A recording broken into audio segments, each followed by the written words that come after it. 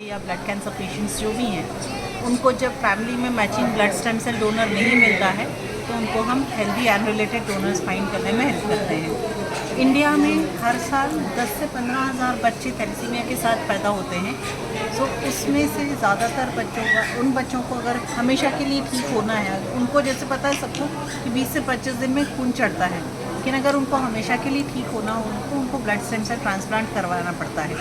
सो ऐसे बच्चों की हेल्प करने के लिए दात्री ने thalassaemia free India campaign launch किया हुआ है, जहाँ पे हम थैलेसीमिया वाले बच्चे और उनकी कोई भी 2 फैमिली मेम्बर्स का HLA टाइपिंग का कॉस्ट हम उठा रहे हैं, ताकि उनको अगर फैमिली में कोई उनके साथ blood stem cell donor matching donor है तो उनको पता लग सके और उन बच्चों की जान बचाई जा सके। उसके सिवाय अगर उनके फैमिली मेम्बर्स उनके बच्चों के साथ मैच नहीं होता है तो किसी और के बच्चे के साथ मैच होता है तो वो डोनेट करना चाहें तो डोनेट कर सकते हैं अपने स्टेम सेल, और किसी और के बच्चे की भी जान बचा सकते हैं। अगर उन अपने बच्चे के लिए अपने फैमिली में मैच नहीं मिलता है तो उनको कोई और डोनर अनरिलेटेड डोनर चाहिए तो वो भी डोनर हम ढूंढने में हेल्प कर सकते हैं। जैसे कि आप यहाँ पे देख सकते हैं 2010 से दात्री में अभी तक हमारे पास 4,000 जितने बच्चों का रिक्वेस्ट आया है थैलेसीमिया वाले बच्चों का। उसमें से अभी तक हम लोग सिर्फ 268 बच्चों के लिए मैच ढूंढ पाए हैं। बाकी बच्चे अभी भी वेट लिस्ट में हैं, वो अपने लिए डोनर ढूंढ रहे हैं। सो दात्री ने उन सब लोगों की हेल्प करने के लिए thalassaemia free India campaign launch किया हुआ है। आज मैडम कितने सैंपल ले गए हैं? आज 30 बच्चों के सैंपल हम ले रहे हैं और 30 बच्चों के साथ उनके 2 फैमिली मेम्बर, मतलब 90 लोगों का सैंपल लेंगे, जिसका जो भी कॉस्ट होगा वो दात्री उठाएगा।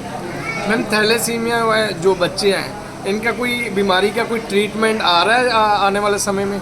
आने वाले समय में बोल रहे हैं जीन थेरेपी सॉल्यूशन है, लेकिन अभी वो कमर्शियली या मतलब इजीली कब अवेलेबल होगा वो हमें नहीं पता है, पर हाँ कोशिशें चल रही हैं। अब प्रेगनेंसी प्लान से पहले इसका कोई टेस्ट होता है ताकि पेरेंट्स उसका टेस्ट करवा सके ताकि उनको पहले पता चल सके? जी, आइडियली तो शादी से पहले दोनों लड़का लड़की सबका टेस्ट हो जाना चाहिए।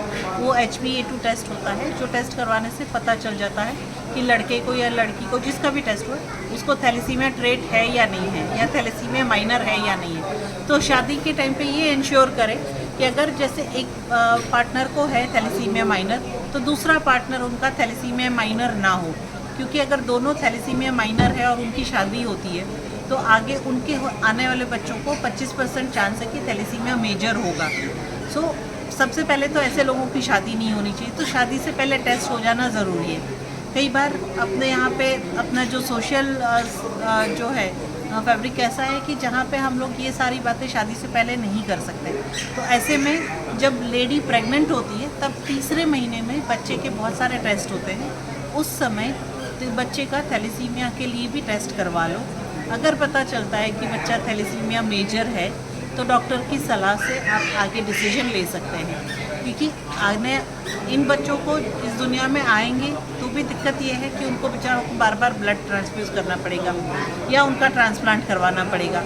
और अगर ये कुछ भी ब्लड ट्रांसप्लांट नहीं होता है तो ज़्यादातर 90% बच्चे 25 से 30 साल के होते होते बच नहीं पाते हैं।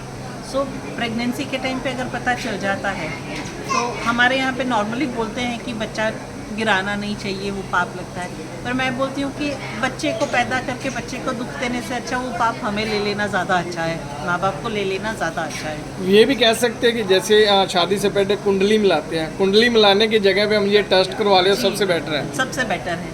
वो तो बहुत सालों पहले जब मैं छोटी हुआ करती थी तब अमिताभ बच्चन जी थैलेसीमिया इंडिया के ब्रांड एम्बेसडर थे। वो खुद थैलेसीमिया माइनर हैं और वो खुद बोलते होते थे, तब बोलते थे हमें समझ में नहीं आता था कि शादी के टाइम पे कुंडली ना मिलवाओ, ब्लड टेस्ट की रिपोर्ट मिलवाओ लड़का लड़की की। इनके जो टेस्ट हैं पहले करवाते हैं उनकी कॉस्ट क्या और कहाँ कहाँ पे होते हैं ये मेरे ख्याल से अभी पंजाब में मुझे आइडिया नहीं है, पर पंजाब में सारे प्राइवेट हॉस्पिटल वाले करते हैं और उसकी कॉस्ट 700 रुपये के आसपास है। पर अभी काफ़ी सारी NGOs हैं जो ये टेस्ट फ्री में ऑर्गेनाइज करवा रहे हैं। सो जो थैलेसीमिया वेलफेयर सोसाइटीज़ हैं वो शायद टच में होंगे ऐसे ऑर्गेनाइजेशंस के, जो ये शादी से पहले इन बच्चों का टेस्ट करवा सकते हैं। या सरकार से हम अपील कर सकते हैं कि जब बच्चे कॉलेज में होते हैं या 12वीं क्लास में हैं तब बच्चों का ये टेस्ट करवा लिया जाए HbA2 का सरकार की तरफ से, ताकि हम थैलेसीमिया रोक पाएँ। क्योंकि इस समय पूरे इंडिया में सबसे ज़्यादा थैलेसीमिया वाले बच्चे पंजाब में हैं।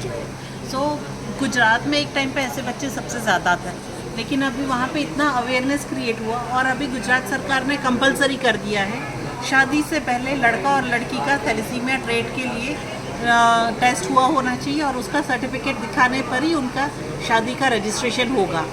तो ये चीज़ हमारे यहाँ पे भी हो जाए तो हम थैलेसीमिया की रोकथाम कर सकते हैं, तो बच्चों को झेलना ही नहीं पड़ेगा, उनको परेशान नहीं होना पड़ेगा। आपकी एनजीओ ये पंजाब लेवल पे या इंडिया लेवल पे काम कर रही है? पूरे इंडिया लेवल पे हम काम करते हैं। जो बच्चों को काफ़ी दिक्कत आती है, फाजिलका में ब्लड नहीं मिलता बच्चों के लिए, जो वार्ड अवेलेबल नहीं है, जैसे फाजिलका में है उसको ताला लगा रखा है वार्ड को, ये पेशेंट बोल रहे हैं, तो उसके लिए आप ऊपर कोई कंप्लेंट या कोई डॉक्टर के साथ बात कुछ कर रहे हो आने वाले समय? जी, हम ब्लड डोनेशन में पर्टिकुलरली काम नहीं करते हैं, पर मैं अपने लेवल पे अगर कुछ हो सकता है हेल्प कर सकती हूँ, मैं डेफिनेटली करूँगी। अभी बठिंडा में भी मेरे साथ एक बंदा जुड़ा हुआ है, वो काफ़ी काम करने चाह रहे हैं इस एरिया में। सो डेफिनेटली अगर कुछ ऐसा है तो मैं उनके साथ बात करके हम लोकल लेवल पे कुछ कर सकते हैं। मैडम, थैलेसीमिया के बारे में लोगों को बहुत कम जानकारी है जी। तो जिन बच्चों को थैलेसीमिया होता है उनको किस तरह की जो प्रॉब्लम है फेस करनी पड़ती है? जैसे बच्चों को हर 20 से 25 दिन में खून चढ़ाना पड़ता है, नहीं तो वो बच नहीं पाएंगे।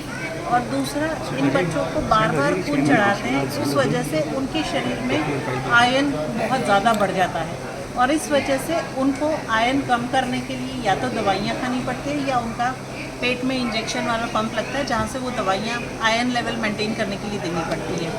नहीं तो इन बच्चों का जो बाकी के शरीर के ऑर्गन्स हैं, आपका पेट हो गया, आपके फेफड़े हो गए, वो सब काम करना धीरे धीरे बंद कर देते हैं। जैसे जैसे ये बच्चे बड़े होते जाते हैं उनके शरीर के ये बाकी सारे ऑर्गन्स पे असर पड़ता है, प्लस उनका जो ब्लड चढ़ाने का ड्यूरेशन है वो कम होता जाता है। जैसे कोई बच्चा पैदा हुआ उसको 1 महीने बाद ब्लड चढ़ता है, वो जैसे 10 साल का होगा तो उसको 25 दिन में चढ़ेगा, जैसे वो 20-22 साल का होगा तो उसको हर 15 दिन में चढ़ेगा, प्लस उसको ब्लड की क्वांटिटी भी बढ़ जाती है। जैसे 1 महीने के बच्चे को एक महीने में 1 यूनिट ब्लड लगता है, वही बच्चा जब 20-22 साल का हो जाता है तो उसको हो सकता है 10 दिन में, 12 दिन में, 15 दिन में 2 यूनिट ब्लड लगता है।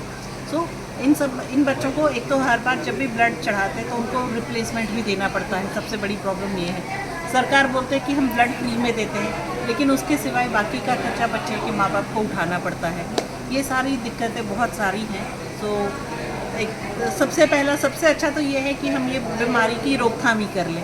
रोकथाम हो तो उसके जैसा कुछ नहीं है, अगर है तो ब्लड स्टेम सेल ट्रांसप्लांट उसके लिए इलाज है, परमानेंट इलाज है। Thank you. जी, क्या नाम मैडम? अनुराधा टंडन।